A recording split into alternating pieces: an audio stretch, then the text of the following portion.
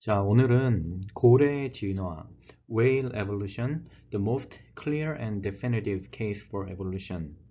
과연 고래의 진화가 진화에 대한 가장 명확하고 확실한 증거인가? 에 대해서 오늘 한번 이야기를 나눠보도록 하겠습니다.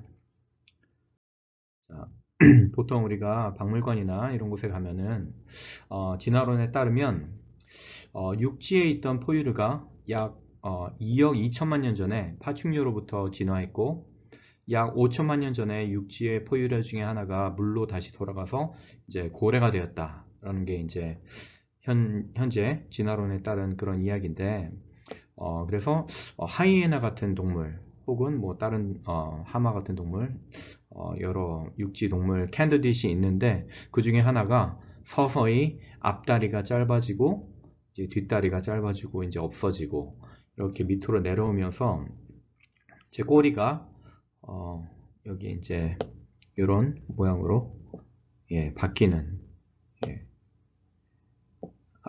앞다리는 이제 플리퍼로 이렇게 바뀌고 이런 모양을 보여준다. 이렇게 많이 변화했다. 라고 하는 것이 이제 진화론이 내세우는 주장인데 과연 그것이 얼마나 타당한지 오늘 한번 살펴보도록 하겠습니다. 자, 가장 확실한 케이스다 이렇게 이야기를 하고 있는데 스미소니안 내셔널 뮤지엄 of Natural History에서 큐레이터로 일했던 클레이튼 레이 박사님이 이런 말씀하셨어요. 15 years ago, the origin and the early evolution of whales was even more hopeless than that of pinnipeds, seals, and sea lions, and gave the creationists much to crow about. Now, suddenly, the paleontology of early whales is one of our most widely and justly trumpeted success stories. 요약하자면 15년 전에는 고래의 기원과 초기 진화에 대해서 피니페즈, 그러니까 물개나 이런 씨라이언, 바다사자 이런 것들에 비해서도 정말로 증거가 없었다. hopeless, 희망이 없었다. 라고 이제 이야기를 하는데 그리고 창조론자들이 이렇게 진화론을 공격하는 데 많이 사용되었다. 근데 지금 갑자기 지난 15년 동안 초기 고래들에 대해서 아주 확실한 성공적인 그런 이야기들이 쓰여지고 있다. 뭐 이렇게 이야기를 하고 있습니다. 이게 진화론자 분의 이제 말씀이고요. 인터뷰를 통해서 이렇게 말씀을 하고 또 많은 다른 분들이 이런 식으로 말씀을 하고 계신데 과연 그러한가? 물론 많은 증거들이 있지만 오늘은 여러 가지 논란이 있을 수 있어요. 과연 어떤 동물이 고래로 진화를 했는가? 뭐 어떤 분들은 뭐 샌프란시스코에 있는 박사님들은 그 처음 동물이 하이에나 같은 그런 동물이다. 그리고 미시간에 있는 과학자들은 뭐 고양이 같은 그런 동물이다. 그리고 일본의 과학자들은 뭐 하마의 친척이 진화해서 고래가 되었다. 뭐 이런 논란이 있는데 거기에 대해서 뭐 해부학적으로 생리학적으로 또 유전학적으로 그런 이유들을 제시하고 있고 그 문제점들을 많이 이야기할 수 있지만 오늘은 특별히 진화론자들이 제시하는 그런 소위 중간 단계 동물들에 대해서 해부학적인 면에 초점을 맞추어서 한번 이야기해 보도록 하겠습니다. 근데 만약에 고래의 진화가 그렇게 확실하다면 왜 이렇게 출발점이 다른가? 그렇죠? 하이에나냐, 고양이냐, 하마냐, 거기에 대해서는 뭐 나중에 다시 한번 이야기를 해보도록 하고 오늘은 중간 단계들의 그런 해부학적 그런 면에 대해서 어떤 점이 주장이 되었고 과연 그것이 얼마나 신빙성이 있는가 한번 우리가 알아보도록 하겠습니다. 첫 번째 중간 단계로 이렇게 주로 제시되는 것들 중에 하나가 패키시러스라는 그런 동물이에요. 세마 에쿠아릭으로 이렇게 여겨지고 있고 지금도 그렇지만 처음에 발견된 것이 이빨과 귀에 있는 부분에 이제 화석이 부분적으로 발견이 되었는데 그 이빨 모양이 triangular 삼각형 모양을 하고 있다는 거죠. 여기 보시면은 이렇게 보시면은 triangular 뭐 고래도 그렇다 해요. 삼각형의 이빨을 가지고 있고 또 그 귀 주위에 이렇게 bony wall 튼튼한 뼈가 있다. 뭐 수압을 잘 견딜 수 있게 디자인되었다. 뭐 이런 것들을 주장하고 있는 것 같은데 이 두 가지 특성을 통해서 이 동물은 물속에서 생활하기에 아주 최적화되었다. 이렇게 많이 주장이 되고 첫 번째 고래다, 걷는 고래, 뭐 이렇게 주로 많이 표현이 되는데, 예, 패키시러스가 처음에 이렇게 주장이 되었을 때는 귀의 이런 일부분, 이 패키시러스가 귀의 부분과 이 턱뼈, 이를 포함한 턱뼈가 이렇게 발견이 되어 가지고 그렇게 주장이 되었었어요. 그런데 2001년에 거의 완벽한 귀랑 턱뼈뿐만이 아니라 몸 전체에 패키시러스의 화석이 발견이 되었습니다. 근데 여기 사진에서도 보시겠지만 굉장히 발달한 앞다리, 뒷다리, 그리고 뭐 펠빅 거르, 펙토럴 거르 이렇게 가지고 있죠. 그러니까 팔다리와 척추를 연결시켜주는 그런 구조가 완벽하게 있는 거죠. 그러니까 이거는 완벽하게 육지 생활에 이렇게 적응한 그런 entirely terrestrial anatomy를 가지고 있습니다. 그러나 아직 대부분의 교과서에서는 패키시러스를 아직도 첫 번째 고래로 소개를 하고 있습니다. 자, 이것은 그 논리나 과학이 아닌 그 상상인 거죠. 그 패키시러스를 이렇게 첫 번째 고래로 하는 것은 실제로 과학에 근거한 것이 아니라 상상에, 그리고 선입관, 어떤 분들은 과학에는 선입관이 존재하지 않는다라고 하는데, 이 역사 과학에 있어서 특별히 과거에 대한 어떤 이야기를 우리가 재구성할 때 굉장히 많은 선입관들이 작동하는 것을 우리가 이제 알 수 있습니다. 솔직히 고래 그림 안에 다른 어떤 그 동물들을 넣어도 성립할 수 있는 것이죠. 논리적인 근거가 아니라 상상에 의한 것입니다. 패키시러스는 그 해부학적 모습을 볼 때 완전히 육지에서 생활할 수 있다. 그리고 예, 또 패키시러스랑 동일하게 triangular T-shape을 가지고 있는 동물들이 많이 있어요. 이 동물은 발음하기가 굉장히 힘든데 Geotherium quinquepidens라고 하는 이런 동물인데 여기서 보시듯이 완전히 육지 생활을 할 수 있는 고래라고 볼 수 있는 그런 어떤 모습도 가지고 있지 않죠. 그런데 triangular teeth 똑같이 가지고 있어요. 그런데 왜 고래의 조상으로 여겨지지 않죠? 예, 동일한 기준을 왜 적용하지 않습니까? 이런 것은 일관되지 않는 것이죠. 이것은 논리적인 것이 아니라 자기의 어떤 선입관에 의해서 그것을 재해석하기 때문에 그런 논리적 일관성이 결여된 것이고, 이것은 옳지 않은 것입니다. 예, 예, 그 같은 동물의 이제 상상도죠. 예, 육지 동물로 여겨져 있고 고래 조상이라고는 여겨지지 않습니다. 예. 그리고 또 동일한 이빨을 모양을 가지고 있는 예, 사이노게어 베네티라고 하는 학명을 가진 이 동물은 사실 현존하는 수달이에요. otter. 그쵸? 근데 triangular teeth를 가지고 있음에도 불구하고 고래의 조상으로 여겨지지 않습니다. 예, 수달이죠. 예, 물론 수영을 할 수 있고 하지만 우리가 육지에서 생활하는 동물임을 우리가 알 수 있는 것입니다. 그리고 또 문제는 이빨의 유사성뿐 아니라 그 귀가 그 물속에서 듣기에 적합하다라고 주장을 했는데, 사실 1993년에 네이처지에 이렇게 퍼블리시된, 네이처 굉장히 유명하고 권위 있는 그런 저널이죠. 그래서 패키시러스의 귀를 연구를 했는데, 여기 보시면은 The path of sound waves to its ear resembled that of land mammals. 이게 귀가 아니라 귀가 수상 생활이 아니라 육지 생활을 하는 그런 동물들과 닮았다라고 하는 그런 연구 결과가 나옴으로써 타키시러스가 고래의 조상이라고 하는 그런 근거는 완전히 붕괴되었습니다. 처음에 발견된 그런 귀뼈와 그리고 이빨, 하악 몇 개를 가지고 이렇게 주장했던 그런 근거가 완전히 붕괴되었고, 그리고 완벽한 스켈레톤이 발견됨으로 인해서 육지 생활을 하는 육상 동물이에요. 육상 동물이라고 하는데 그 근거가 완전히 붕괴되었음에도 불구하고 아직도 많은 교과서에서는 첫 번째 고래로 여겨지고 있습니다. 자, 그리고 두 번째 이제 제시되는 중간 단계 중에 하나가 이제 앰뷸로시터스라고 하는 동물인데, 이 동물 역시 semi aquatic, 그러니까 반은 육지에서 생활하고 반은 물에서 생활하는, 예. 그리고 이렇게 숨어 있다가 이렇게 동물들 공격하는 그런 큰 이빨을 가진 그런 동물들로 이제 묘사되고 있고, 물갈퀴가 있다고 여겨지는데, 뭐 물갈퀴는 연부 조직이기 때문에 사실은 뭐 화석에 인상이 남지 않는 이상 뼈만 가지고는 이게 알기가 굉장히 힘들죠. 실제로 가지고 있었는지 가지고 있지 않았는지. 예, 아무튼 앰뷸로시터스는 이제 거의 고래로 가고 있는 중간 단계, 육지 동물로부터 고래로 가고 있는 중간 단계다.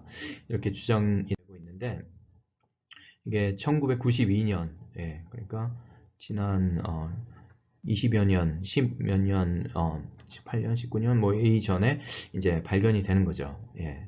그래서 그 오스트레일리아 과학자인 것 같아요. 예. 역시 파키스탄에서 발견을 했는데, 예. Walking and Swimming Whale 이렇게 describe가 되고 있습니다. 예, 실제 발견된 그런 화석의 모습. 자, 그런데 이게 바다에서 어떻게 움직였는지 그거는 사실 잘 몰라요. 예, 우리가 실제 그 동물에 어떻게 수영을 했는지, 그리고 실제로 고래처럼 움직였는지 아니면 수달처럼 움직였는지 좌우로 움직였는지 이거는 잘 모르는 거죠. 왜냐하면은 그 꼬리에 플룩이 없죠, 그렇죠? 그리고 다리랑 여기 그 대학에서 나온 이런 해부학적 구조를 이렇게 분석을 한 거 보면은 its legs could have supported its full weight. 그 얘기는 뭐죠? 예, 육지 생활을 뭐 반은 수영을 할 수 있었음에도 불구하고 육지에서 충분히 몸을 지탱할 수 있는, 그리고 pelvic girdle, pectoral girdle 다 이렇게 팔다리를 척추와 연결시킴으로써 육상에서 충분히 뛰고 움직일 수 있는 그런 구조를 가지고 있었다. 근데 probably clumsy and slow. 예, 그것도 역시 안 봤기 때문에 모르는 거죠. 예, 아무튼 육지에서는 몸무게를 충분히 지탱할 수 있었다. 그리고 또 그 또 바다, 그리고 물 수중 생활에서 이 앰뷸로시러스가 잘 적응할 수 있었다라고 주장되는 이유가 이제 시그모이드 프로세스, 여기에 있는, 그러니까 튀어나온 부분인데 어디토리 뷰라라고 하는 그런 뼈 구조에서 이렇게 좀 튀어나온 그런 부분이에요. 그리고 또 하나 주장되는 게 reduced zygomatic arch. 여기가 이제 zygomatic arch라고 하는 광대뼈, 사람으로 치면은 이제 광대뼈 부분인데, 이 부분이 굉장히 줄어들어 있다.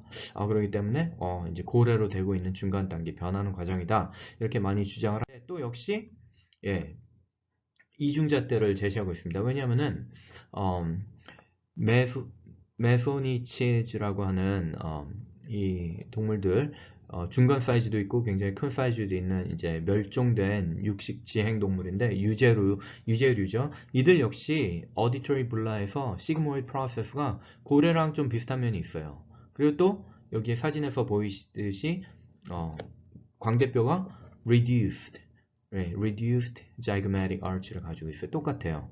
예, 그렇지만 이들은 고래의 조상으로 여겨지지 않습니다. 동일한 조건으로 우리가 그 자료를 분석하고 결론을 내린 것이 아니라, 예, 어떤 동물은 예, 고래의 조상이고 똑같은 조건을 가졌는데 어떤 동물은 그렇지 않다라고 할 수 있는 것은 이제 과학적인 그리고 논리적인 것이 아니라 이중적인 잣대를 가지고 있고 일관성이 없는 것입니다.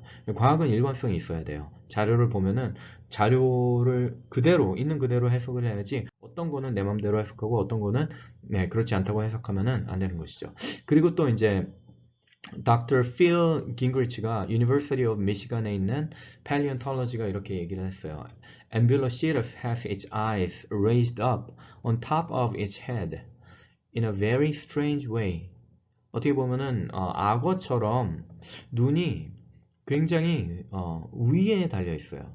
그 하마나 뭐 하이에나나 다른 육식동물 그 지상에 있던 고래 조상이라고 여겨지는 그런 것들의 친척들은 눈이 다 옆에 달려 있고 고래도 눈이 옆에 달려 있는데 앰뷸러시러스는 마치 악어처럼 눈이 굉장히 높은 곳에 있습니다. 그리고 it is unusually large for early whale. Maybe it's not on the main line. 이렇게 Dr. 깅그리치가 이렇게 굉장히 권위 있는 paleontologist, 고생물학자이신데 이렇게 이야기를 하고 있습니다. 예.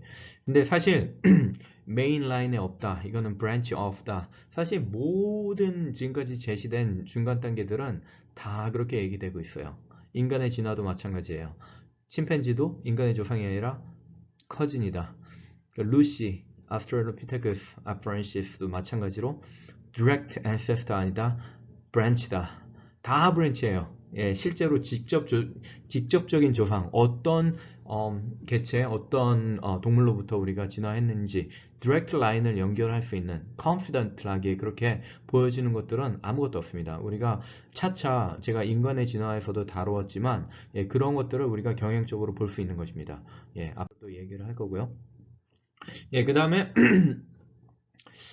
또 다른 이제 그룹 이제 하나의 동물 아니에요? 프로토세티즈라고 하는 그런 동물 그룹이 있는데 여기에는 이제 마이아시러스, 로드시러스, 쿠치시러스 뭐 이런 동물들이 이제 비슷한 동물들이 이제 들어가 있는데 이 다음 단계 거의 이제 고래에 다 달았다라고 이제 주장되는 그런 동물들이 있습니다. 그 중에 첫 번째가 마이아시러스라고 하는 그런 동물이 뜻은 이제 mother whale, 이제 엄마 고래라는 뜻을 가지고 있는데 왜냐면은 이 화석에서 첫 번째 발견된 화석에서 그 베이비가 어미의 배 안에서 발견되었기 때문에 예, 그렇게 이제 이름이 학명이 지어졌습니다. 자, 그래서 early whale 예, 처음에 이제 National Science Foundation 홈페이지에 이렇게 얘기를 하는데 여기 오른쪽 밑에 그림을 보시면은 화석에 보시면은 이게 이렇게 발견이 됐어요. 예, 배 안에서 아기가 이제 나오려고 하는 예, 그런 모습을 보여주고 있는데 그 포지션을 잘 보시면은 여기에 이제 베이비의 머리인데 it looks like 베이비가 머리가 먼저 이렇게 나오는 것처럼 보여요. 근데 일단 고래는 일반적으로 꼬리가 먼저 나옵니다. 네, 바다에서 이제 새끼를 낳기 때문에.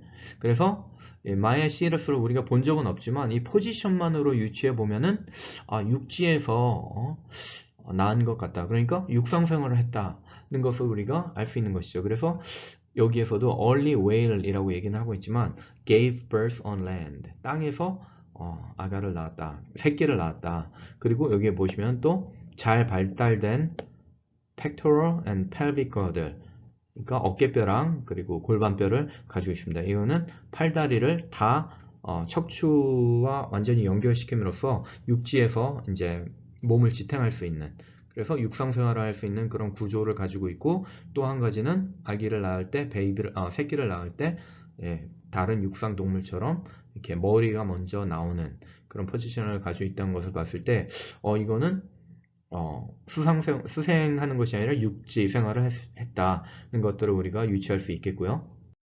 또 그 다음에 이제 굉장히 많이 이야기되고 있는 게 이제 로도시터스입니다.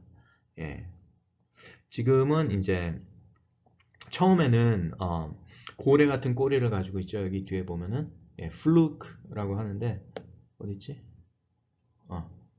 예, 여기 플루크이라고 하고 그리고 뒷다리는 뭐 거의 없어져가지고 고래는 뒷다리가 없고 이제 뭐 진화론자들이 뭐 rudimentary 골반뼈, 뭐 뒷다리뼈 뭐 이렇게 얘기하는 조그만 뼈가 있는데 나중에 고래의 해부학을 볼 때 우리가 다시 이야기를 하겠습니다. 그리고 앞다리도 또 물갈퀴를 가지고 있고 뭐 이렇게 거의 뭐 이제 고래와 비슷하게 예, 수중 생활을 굉장히 잘할 것 같은 모습으로 이제 이렇게 상상도를 그린 거죠. 사실은 뼈는 University of Michigan, 앤아버에 있는 미시간 대학교 거기에 이제 박물관에 전시가 되어 있는데 이렇게 전시가 되어 있었어요. 처음에 이니셜, 지금은 아니지만 처음에 이렇게 전시가 되어 있고 고래처럼 마치 뒷다리는 아예 없죠. 그냥 디스플레이 자체가 되어 있지 않는데, 그러고 꼬리를 보면은 사실은 그 플루크, 그 꼬리 지느러미에 해당하는 부분이 사실은 존재하지 않습니다. 그래서 있는지 없는지 몰라요. 예. 그런데 분명한 것은 꼬리 지느러미가 있으려면은 이 척추뼈가 볼처럼 돼야 돼요. 일반적인 척추뼈가 아니라 ball vertebrae라고 하는 그런 해부학적 구조가 존재해야 되는데 그 부분이 존재하지 않습니다. 그렇기 때문에 플룩이 있었는지 없는지 몰라요. 그리고 뒷다리는 뭐 발견이 안 되었기 때문에 뭐 없는 거라고 쳤지만 있는지 없는지 사실은 모르는 거죠. 그런데 닥터 필 깅거치가 로드 시러스를 발견한 사람이에요. 이 사람이 실제로 뭐라고 얘기했냐면은 I speculated that it might have had a fluke. I now doubt that Rhodesiarus would have had a fluke tail. 그 실제로 꼬리 지느러미가 있었는지 없었는지 모르겠다. 지금은 아주 참 의심스럽다. 처음에는 그렇게 그렸지만 우리가 지금은 아닌 것 같다. 왜냐? 뒷다리를 지탱해주는 그런 골반뼈가 발견이 되었습니다. 그리고 굉장히 잘 발달된 그런 작은 아주 그냥 흔적기관 같은 뒷다리가 아니라 굉장히 큰, 오히려 뭐 수중 생활에는 익숙할 수 있겠죠. 페달처럼 이것들을 썼으니까 물갈퀴가 있었을지도 모르고요. 하지만 고래 수영과는 전혀 다른 방식으로 이제 활동을 했던 그런 동물인 것으로 밝혀졌습니다. 그래서 새로 이제 그려지는 이제 해부학적 해부도는 이렇습니다. 뒷다리가 굉장히 잘 발달되어 있고 플룩 테일은 발견되지 않았다. 그래서 거기에 물론 뼈밖에 없지만 근육을 입히고 이렇게 피부를 입혀서 상상도를 만들어 보면은 처음에 그려졌던 그런 상상도보다는 굉장히 다른 고래로 가는 방향이 아니라 오히려 뒷다리가 굉장히 발달되어 있고 그런 수영은 잘했을지 모르지만 그런 다른 모습의 로더시러스를 우리가 볼 수 있는 겁니다. 그리고 또 이제 많이 이야기되진 않지만 크치시러스라는 그런 동물인데 이 동물은 사실은 실제로는 굉장히 작아요. 그리고 역시 주둥이가 굉장히 길다는 것을 제외하고는 실제로는 otter, 수달과 굉장히 비슷한 그런 해부학적 구조를 가지고 있습니다. 역시 육상 동물이고 왜 고래의 조상의 하나인지 그리고 커진인지 거기에 대한 근거가 명확하지 않습니다. 나중에 고래의 그림을 보시면 알게 되실 거예요. 굉장히 특이한 그런 모습을 가지고 있고 지금은 멸종한 그런 육상 동물입니다. 수영은 잘했을 수 있어요. Very similar to otter. 그리고 그 다음에 이제 마지막 단계가 바실로사우루스 혹은 또 도르돈, 이 두 가지가 이제 있는데 얘네들은 이제 100% 아쿠아틱 매물이에요. 뒷다리가 뭐 거의 존재하지 않고 rudimentary라고도 할 수 있을 정도로 굉장히 작은 그런 모습들을 이제 보여주고 있는데, 하지만 이것이 무언지 사실 우리가 잘 모르잖아요. 진화론자들 사이에서도 이견이 굉장히 많이 있고 창조론자들 사이에서도 이것이 고래의 일종인지 아니면은 전혀 다른 분류군인지 거기에 대해서는 사실 논란이 좀 있습니다.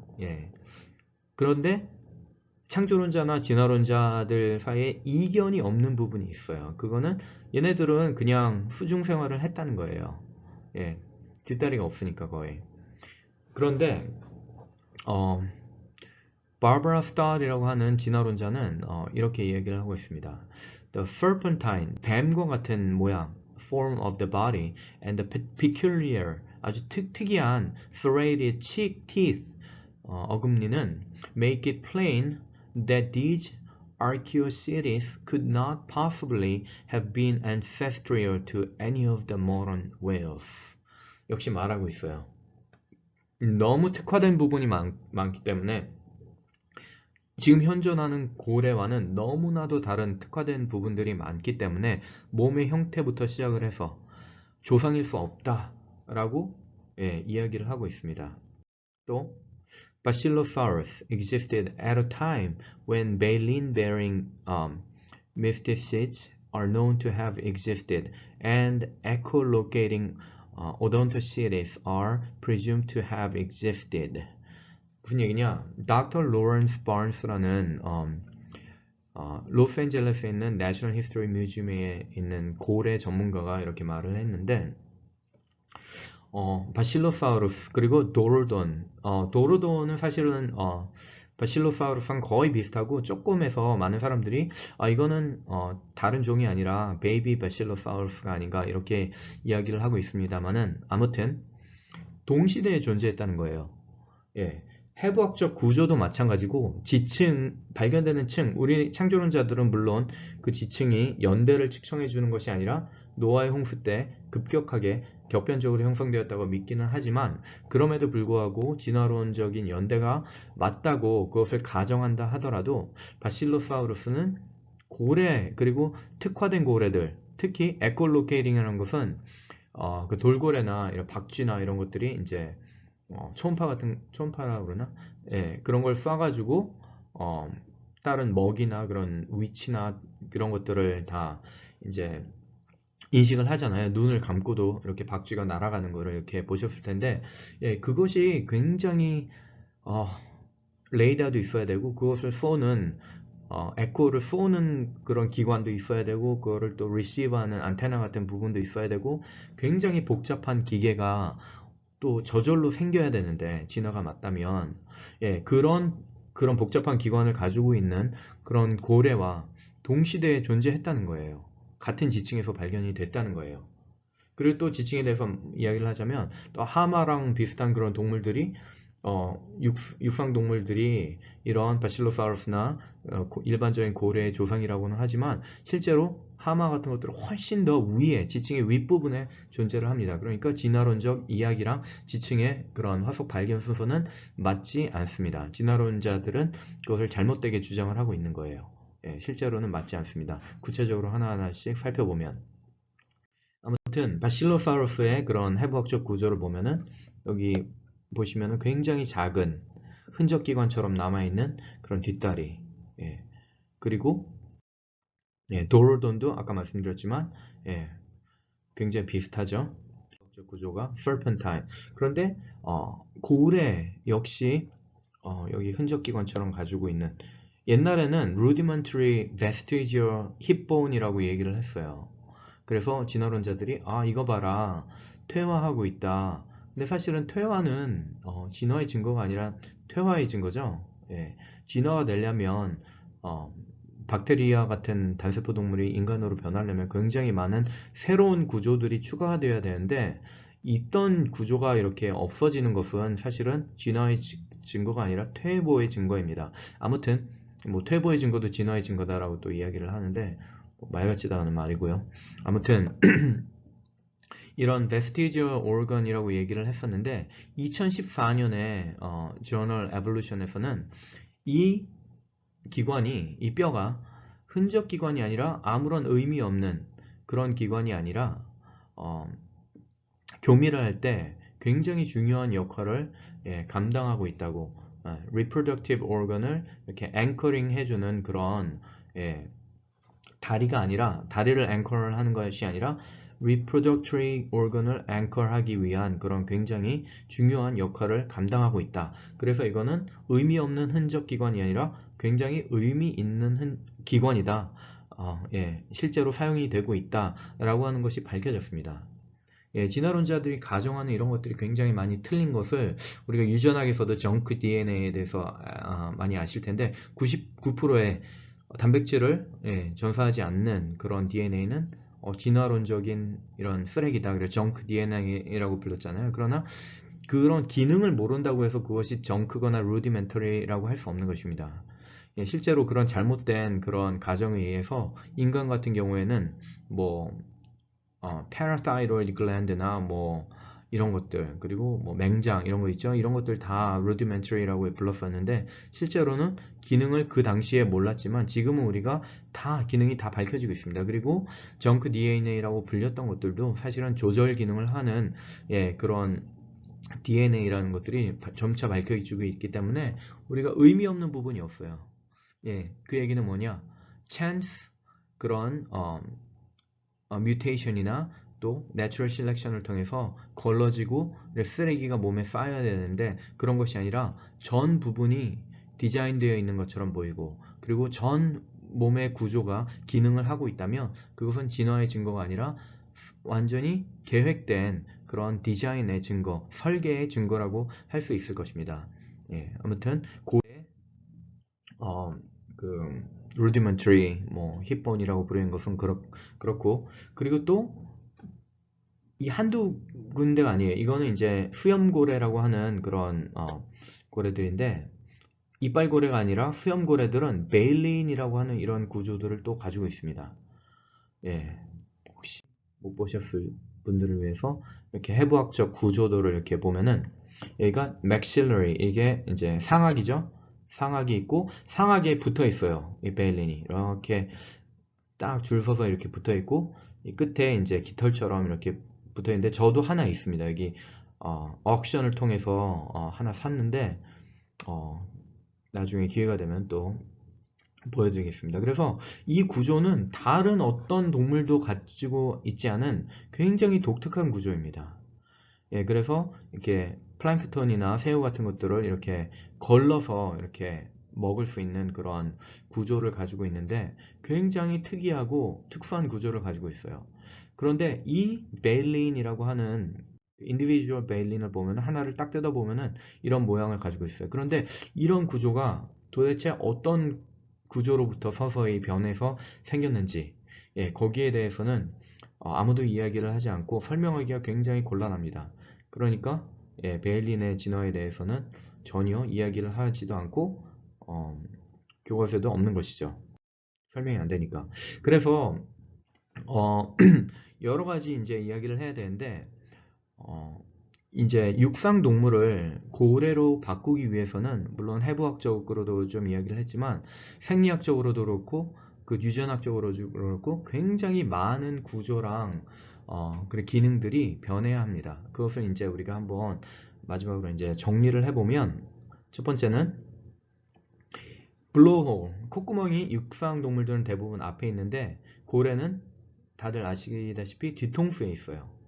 예, emergence of blowhole with musculature 그냥 단지 위치만 바뀐다고 되는 것이 아니라 musculature and nerve control 이런 근육이나 신경 조절 해줄 수 있는 그리고 깊은 곳에 들어가서도 그런 근육이 열리지 않고 있어야지 콧구멍으로 물이 들어가지 않겠죠. 이런 것들이 갖춰져 있어야 되고 또 modification of the eye for permanent underwater vision 왜냐하면 육지 동물은 이제 공기를 통해서 이제 사물을 보고 고래는 이제 계속 물 안에 있으니까 예, 또 물 안에 있는 수압도 버텨야 되고 예, 그리고 물 안에서 계속 볼 수 있어야 되는 그런 여러 가지 구조적 변화가 일어나야 되고 그리고 또 ability to drink seawater 예, 왜 우리가 바닷물을 육지에 사는 동물이나 사람들이 바닷물을 마시면 안 되는 이유 탈수오죠.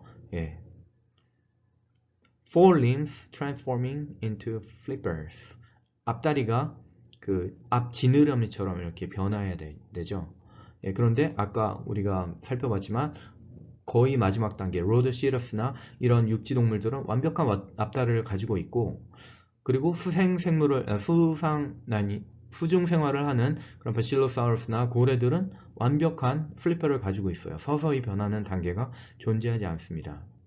그리고 modification of skeletal structure 그 몸의 구조가 이제 육지 생활과 그런 pelvic girdle도 서서히 이제 없어지는 것이 아니라 급격하게 완전히 육지에서 몸을 지탱할 수 있는 구조를 가지고 있는 것들은 가지고 있고 완전히 100% 물에서 생활하는 것들은 없고 예, 두 가지밖에 없습니다. 그리고 또 잠시 스켈레럴 스트럭처에 대해서 얘기하지만 어떤 고래들은 진짜 수심 몇백 피트 밑으로 들어가서 그 강력한 수압도 견뎌야 되고 변해야 될 그런 구조가 한두 개가 아니에요. 그리고 ability to nurse young underwater. 그러니까 어린 새끼들을 물 아래에서 또 젖을 먹여야 되죠. 예. 그리고 origin of tail flukes, 꼬리 지느러미 같이 생긴 것들, 그리고 그런 bone vertebra가 또 어떻게 생겨나게 되었는지, 그리고 그 꼬리 지느러미 주변의 그런 근육들, 이런 것들이 굉장히 많아요. 그리고 블러버라는 게 이제 고래 기름이라고 하죠. 예, 특수한 그 temperature insulation, 그러니까 그런 고래들이 극지에서 생활하는 고래들도 있어요. 예, 남극, 북극해, 뭐 남극 주변 이런 데서 생활하는 고래가 몸에 체온을 유지해야 되고 여러 가지 기능을 하는 그런 고래 기름은 또 어디서 났는지, 그리고 이러한 변화들은 하나만 또 생겨야 되는 것이 아니라 하나만 생긴다고 콧구멍만 뒤로 간다고 이게 다 해결되는 것이 아니에요. 그리고 벨린만 생긴다고 이렇게 되는 것이 아니라 이 모든 변화들이 동시에 일어나야 됩니다. 그러지 않으면은 생존할 수가 없어요. 멀티 스텝 프로세스인데 하나라도 잘못되면은 진짜 치명적으로, 하나라도 갖춰지지 않으면은 이게 존재할 수 없는, 예, 그런 변화들인데, 실제로 이런 변화들을 과연 우리가 보고 있는가? 그렇지 않은 거죠. 굉장히 이런 고래 진화를 우리가 지난 한 약 35분 정도 이야기를 했는데, 실제로 이런 변화들을 우리가 전혀 볼 수가 없고, 가장 강력한 진화의 단계 시리즈라고 우리가 교과서에서 나와 있고, 여러 미디어나 이런 책들이나 거기에서 이제 이야기를 하고 있는 고래 진화가 얼마나 빈약한지, 그리고 이 좀 더 조금만 깊게 이렇게 살펴보더라도 이게 얼마나 허술한지를 우리가 잘 살펴보았습니다.